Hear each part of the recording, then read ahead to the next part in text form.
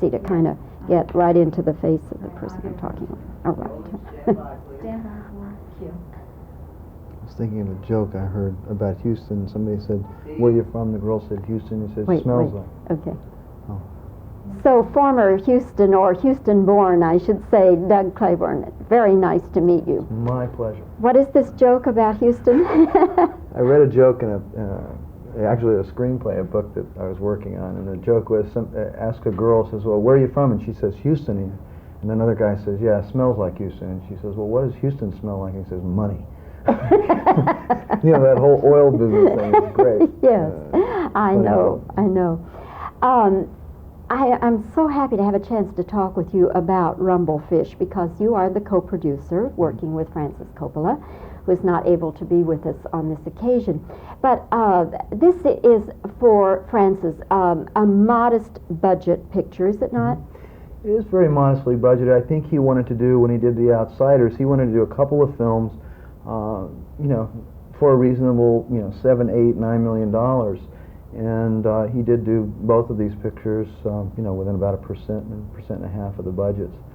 So yeah, it's modest for Francis after Apocalypse Now and One from the Heart, where he's really addressed much larger scale projects. These were two that were, you know, kind of much lower budgeted films. Francis has had what I would call a feast or famine career. I mean, he's either the hottest thing going, or everybody is just cutting the poor guy to ribbons. Yeah. Now, how does he deal with that? Does he get angry, or? Well, yeah, he's an Italian, and so sure, he gets angry sometimes. You know, Francis is, I'm the same way, I guess, in the sense that, you know, you mentioned it before, you spend 2 or 3 years in your life, particularly in Francis' case, where I think people realize that Francis is a very talented individual, that at some points he goes too far in certain areas, but then he pulls back. And I think he's a very sensitive guy in terms of an artistic thing. And what he really wants is, he really wants people to see what he sees in the work. Like any artist in any area, we all want to be kind of accepted. And so sure, his Italian thing takes him off in tantrums. "Oh, why are they saying this about me? You know, well, that's not really what I meant. I mean, it's really that. I mean, they don't see this for that." So yeah, he gets a little crazy about it sometimes, and then he also gets depressed on the other hand, because you put, and not everybody, I guess, I think people that are serious about the business and the art of making film put all of their hearts and souls in the work. And we spend, it's not like a magazine or a newspaper, which I've worked on, where you spend 3 days of intense work and you get a piece and you look at it, no, it's okay, or it's not okay, and you redo it in the next 3 days. We spend a year or 2 years, or in the case of Apocalypse, 3.5 years on a work, and it really hurts, you know, when you may not get it every time. It hurts when people don't see all the things you wanted to see in it. It almost killed me when I came to New York several years ago on Apocalypse Now, when we showed the film at the Ziegfeld Theater, and it was like it's out there after 3.5 years, and I was only a very, very small part of it. So it's tough in that sense. I think he reacts to it on a very human level. Why did he decide to make this story so surrealistic? Well, I think when we started out, Francis really wanted to make a film, an intelligent film for teenagers, an artful film for teenagers, one that wasn't just the story, wasn't just the scenes, but had to do with the kind of the painterly quality of it, that had other philosophical, existential characteristics, so that there was more than one level to the film. The brother aspect, I think, appealed to him. He's a younger brother, has an older brother. I have a younger brother that looked up to me. I think those were the appealing moments, but particularly he wanted to deal with that kind of teenage struggle of being a bright, smart mind in this young body that's not 21 yet, that's not an adult in the social world. And I think Rusty James kind of epitomizes that struggle. So on the surface, Rumblefish is something, and the language is tough, and there's some violence in that. But underneath all that, if you look through it, there's this other level, which is, what am I doing with my life? Where am I going to go? You know, how much time do I have? Those elements just keep clicking along, and this music by Stuart Copeland is about the rhythms of life, and it just continues to beat forward. And so I think his effort was one to give these bright people a piece of entertainment, if you will, that would challenge them. And I think he's putting it out there in that sense. He wanted to not make a big deal out of the movie. That it was just a personal film for him, for teenagers. And I think it'll be a challenge for teenagers to address the film and allow it to play to them on the levels that we made it. So. Doug, I know this doesn't happen in other areas, but in our area, they really are pretty strict about checking IDs.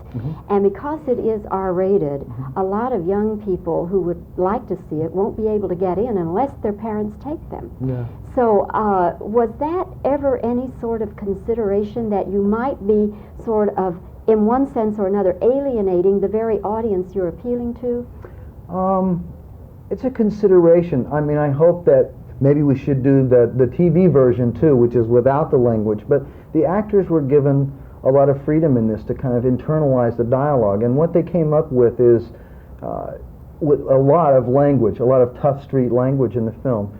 Yes, some people will not be able to see this immediately because of the language. It's an interesting idea of the parent coming with the under 17-year-old kid and how they talk about the film afterwards. I think it would be great if, and I hope a parent would bring his younger son or daughter to see the thing 17 or something, 16, and then deal with the very philosophical elements that are there. Again, not on the surface, but beneath those levels. What's Rusty going through as a teenager? What's the turmoil? He sees sex, it's out there, there's violence. Do you fight your way out of our urban complexity, or do you think your way out? And I hope they choose to think their way out. You know, Doug, in that dialogue that the parents and the children are going to have, the parents are going to learn a heck of a lot, because I think the kids are going to have to explain it to the parents. Some people won't like this movie. I mean, it's not everybody's kind of movie. It's a thoughtful film. I hope it'll bring up some questions. It's a tough film. It deals with some very personal elements in family. And yeah, it's not going to be an easy one for them to absorb, and they may have to sit down with their 17-year-old son and say, "Gee, what did you think?" I'm kind of excited about that. I may take a 17 or a 16-year-old myself and talk to them about it afterwards, see what it brings up. Doug, this has been a very interesting interview. I've enjoyed it a lot, and I've enjoyed the opportunity to meet you and talk with you, and I hope Rumblefish does great dynamite business for you all over the country. I hope it does so for Francis and for the people. It was our pleasure to make it. Thank you. Nice to see you. Nice seeing you. Now we've got to do your... Can we move and talk? Yeah. Why did Francis Coppola decide to do this in such a surrealistic way? It seems like Coppola's career is either feast or famine. Either he's being praised to the hilt or just being shredded by people. Now, how does he react to that? Does he get angry or what?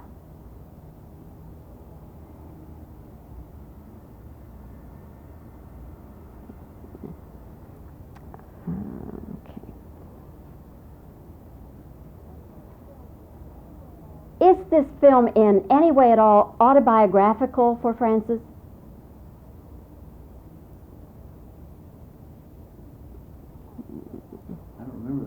No, but I know what the answer is. It's in there.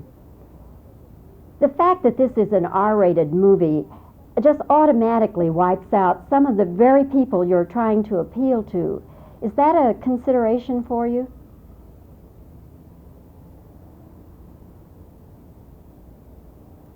Okay, I believe...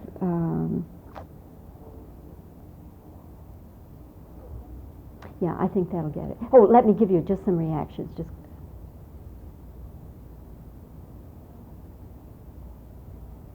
frowns.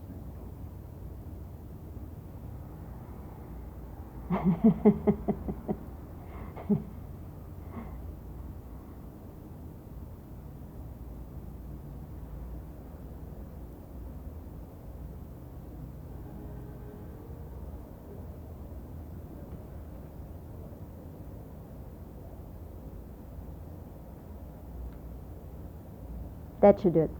Okay. All right.